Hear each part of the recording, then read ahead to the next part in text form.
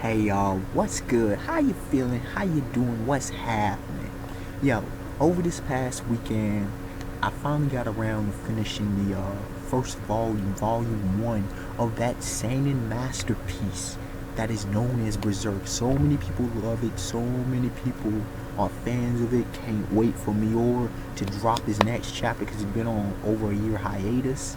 I mean, I'm thrilled about that, and I'm like, yo, it's that time. I hear it's coming back soon, so I'm like, yo, I gotta get up in there. And for those who don't know what seinen is anime and manga that are targeted mainly towards a male audience of 18 to 30, which is young men, you know. Where do I begin with this? Well, first off, let me say this. I will be reviewing the first time ever for a manga, I will be reviewing volume by volume.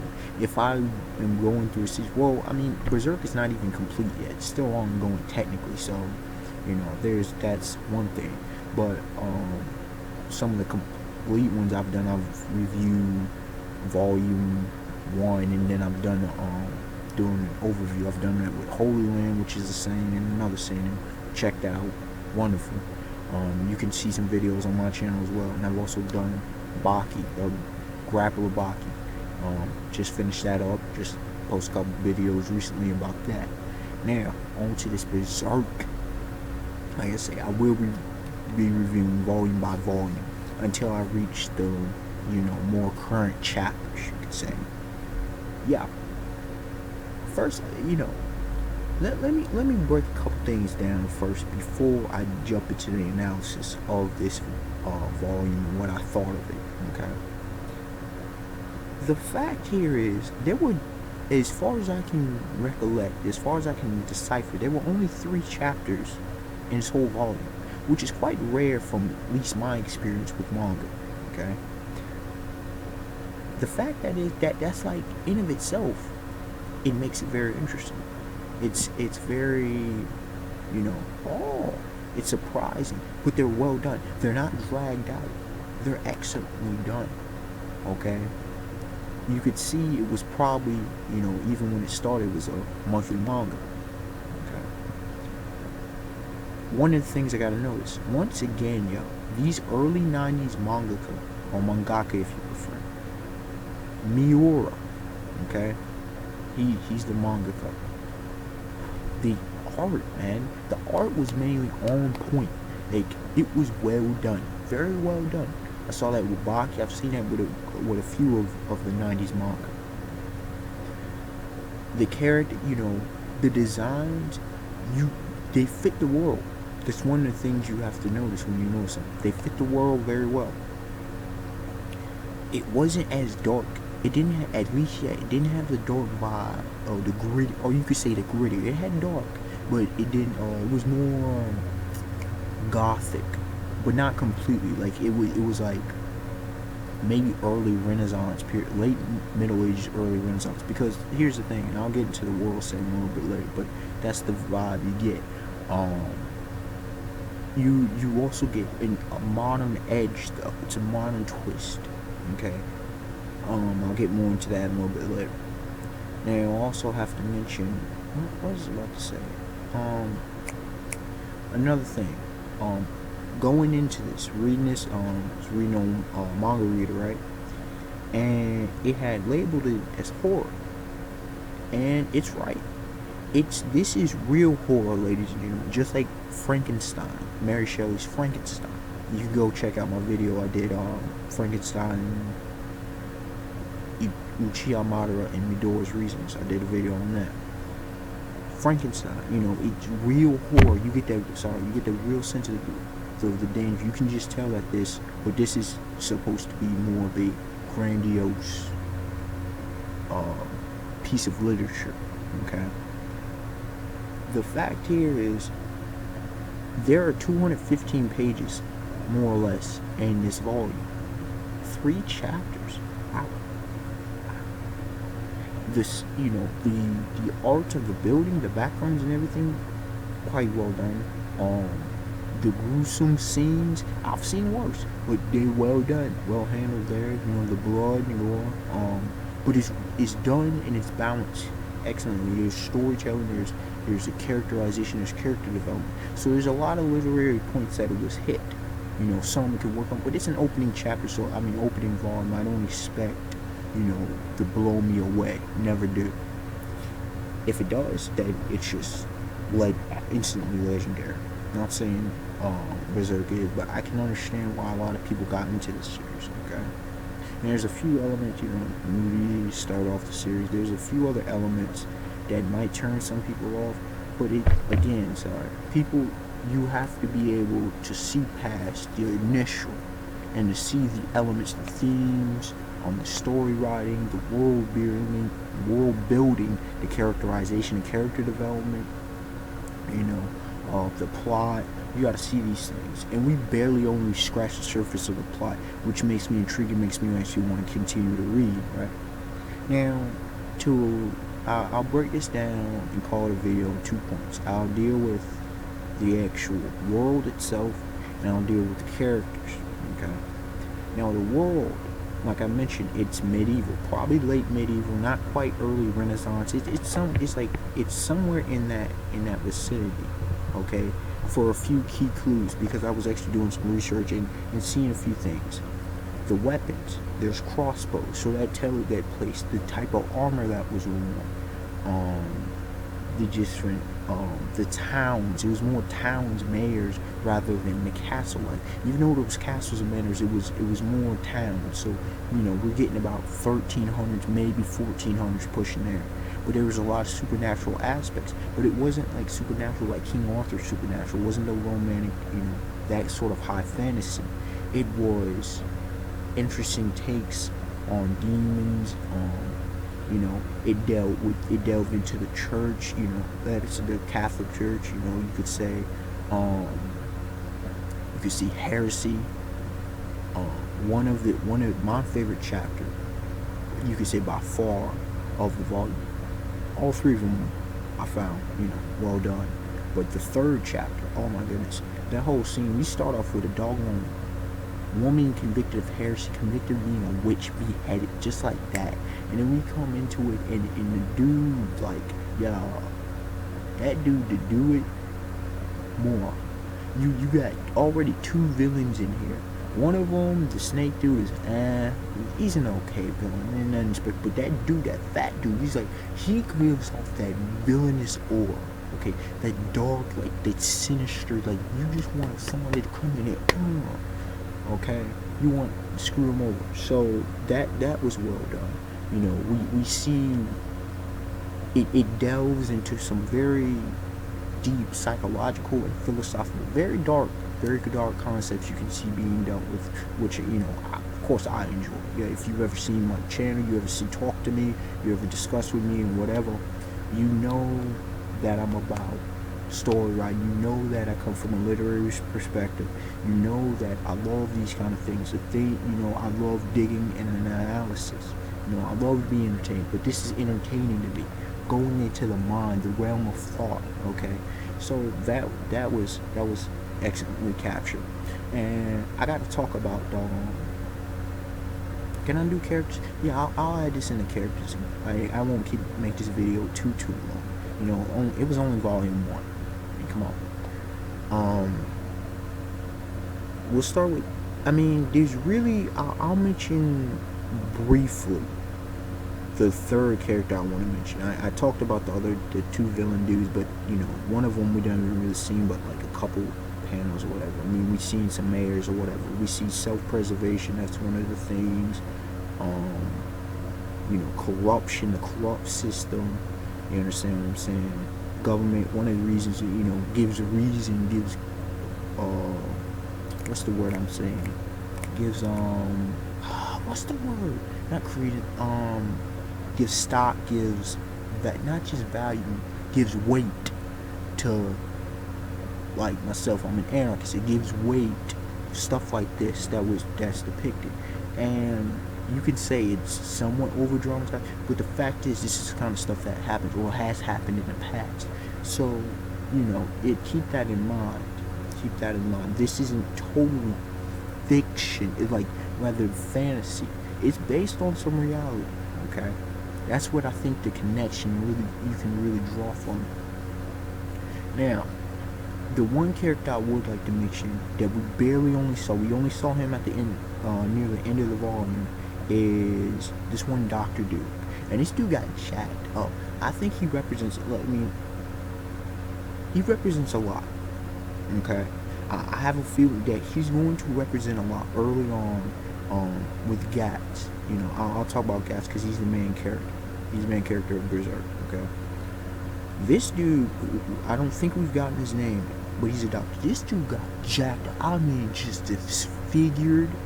He wants Gats to get revenge for him. He almost helped save Gats using some smoke grenades. I mean, he's got this whole thing. Before he mentioned him being a doctor, I mean, this whole study, I'm thinking he's an alchemist or something because of the world is. But I'm like, I'm loving it. This dude's short. This dude's got 2 peg legs. This dude, like, yo, this is the stuff of war, but, you know, prison, like, war, like, what the hell happened, and then how did he escape, okay? I just, keep in mind him. If you, you know, don't spoil it if you're a Berserk fan, you know, you read, I don't know. But if you haven't read, keep in mind him, man. I have a feeling that he's going to help Gats' development. Now, to the 2 characters that I really want to talk about. Obviously, Gats. Okay, this dude, he's the main character. He's the protagonist of the story. Wow, you can run off the gate. Well, not necessarily right off the gate, but you can tell by at least midway through the 2nd chapter that he's an anti-hero. But he's not the anti-hero of the traditional school of even, you know, Batman, Spider-Man, Iron Man, Incredible Hulk's in a league of his own. He's more in the traditional. The Punisher, Frank Castle, Jonah Hex, you could say the Spectre, what's some other ones? Wolverine to some degree. You know, the more we gonna kill you. I don't know if Deadpool, maybe Deadpool did. I don't know what Deadpool categorizes it, but I know what time the top 4 on that day. This dude will chop you up, but it's not his fault, so to say. See, because he has a brand that marks him, and you got demons and whatever, these different spiritual malign beings following this guy. We don't know why he's branded. That's going to probably play a whole major part in the plot throughout the story, or most of the story anyway. You know, it's going to drive him. This dude can't even really sleep. I mean, this dude, he's manly. You know, he's ripped and stuff, but let's talk about his weapons, though. You see what I have in the description. That's modified special crossbow. That thing has a doggone turner. You know, it has a wheel and axle kind of thing. It has a handle. And it sprays like a machine, like a Uzi, but it's accurate as a mug, man. Like, yo, the accuracy of this. This is on that superhumans level. And then, doggone, not only that, he's got his left arm. It's a whole metal arm. Like, what the mess? Like, the vibe I get from this, like a whole mix of, he's a one-man army. He's like on some, you know, between Iron Man, Blade from Marvel's Blade. You know, Wesley Snipes played him in the trilogy of movies. Who else did I say? Who else did I think of? I thought of what's his name? Oh, I can't believe I forgot his name. But there was a couple dudes I thought of, but he's his own kind of dude, you feel me? Then, you know, he wears all black, he's known as the Black Swordsman, but he's got this big old, this massive, you can call it sword.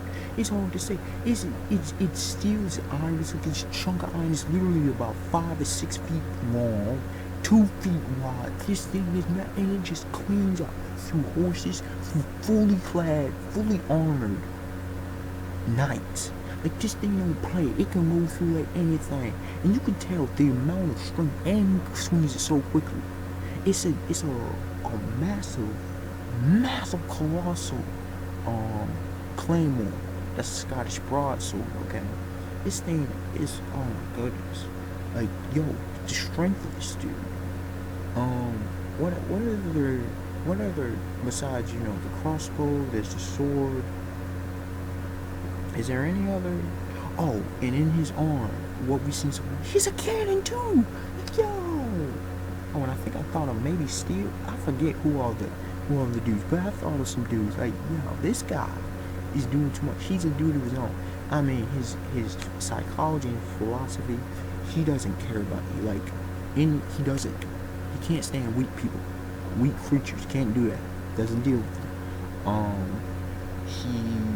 If you're in his way, so be it. Your collateral damage. Killing's just a way of life to him. And partially, you can see because Puck and who I'll deal with. As we journey along with Puck and along with Gats, we see that, it's a question of humanity. Gats represents, loss of humanity. He deals with humanity. You can say he in him is dealing with humanity. That's what I take away from this character. Humanity as a whole in one character. And it's very hard to do, but if you read and you really analyze and you really look at Gats, the thoughts that he goes, he doesn't really show gratitude. But at the same time, he kind of feels for humans. He's about living, okay? He kind of feels because he tells the dad, the father who was driving the wagon and the daughter, you don't want to get involved with me. I bring trouble on you. So he has a dark past, a dark history. We even seen glimpses of that when he's escaping from a place. I mean, he even gets impaled in the foot. So there's a lot of deep stuff with Gats. But yeah, Puck. Now, first of all, that name. If you know literature, you know Shakespeare, you know Midsummer Night's Dream, okay? Puck from Midsummer Night's Dream. He was the fairy who, he was a main player. He was the major player. He was a prankster. He did all this magic, helped move the plot, helped tell the story. Servant of Oberon and Queen Titania. I believe it was Titania. It's been a while since I read it. And so, this Puck, who's an elf though, he's hilarious. I mean, his comedy is golden, which brings a light, mood to this very serious, normally dark, a kind of tragic thing. Now, I think somebody said something, like, the scripture I read said something about Macbeth. I don't know. But anyways, I don't know about all that, and I do need to get up on Macbeth. But anyways, Puck, man, easily one of the greatest side characters you ever come across. Like, he's up there for me. Right now, he's my second favorite, behind Makan Shoko Mako from Kill la Kill. Like, if you know Kill la Kill, you know the Makan Shoko family. Mako and the Makan Shoko family, hilarious. The comedy's golden. Puck's up there, like, he represents a lot. He's an observer. We go along with him. His faces, though, he makes, like, he's experienced. He said he goes with Gats. Now, Gats saves him unintentionally. He helps Gats out, but Gats kind of hurts him. But he goes anyway because there's a whole loyalty factor. So Puck, even though he's a elf or fairy, he represents humanity. You got two different views of humanity represented between Gats and Puck. So Puck is actually an important character, very important side character. I wouldn't call him Dude Ragnas, but I call him a very, very important, vital side character, kind of how Mako is in Kill la Kill. That's why I think I bring it up when I remember. Puck, he has healing powers as an elf. What other thing? He's small, he can fly, it's a whole thing. But Gats has to protect him a few times. And Gats doesn't want to do that. Gats, but I think their relationship, you can see Gats already warming up to him. And so Gats has that kind of like macho thing, at first doesn't have toughness here, but the more you get to know him, the more you see how human he actually is, how cool, there's reasons why he acts the way he acts. So overall, this first manga, first of all, if you ain't reading Berserk or you ain't read it, definitely check it out. Must read, definitely. I would give this volume an 8 out of 10, as far as an overall rating. And here's the reason why. The pacing was fairly good. It wasn't, mind-blowing, but it's okay. It's opening chapter, opening volume, but at the same time, we moved along the plot okay, with none special. I really like the concept, but there's a lot that it can be added upon, which is great. Which you don't have to show all the mini cards early on in the series. Gas, he just barely scraping the surface of his characterization and character development. Even the same thing with Puck, we can learn a lot more.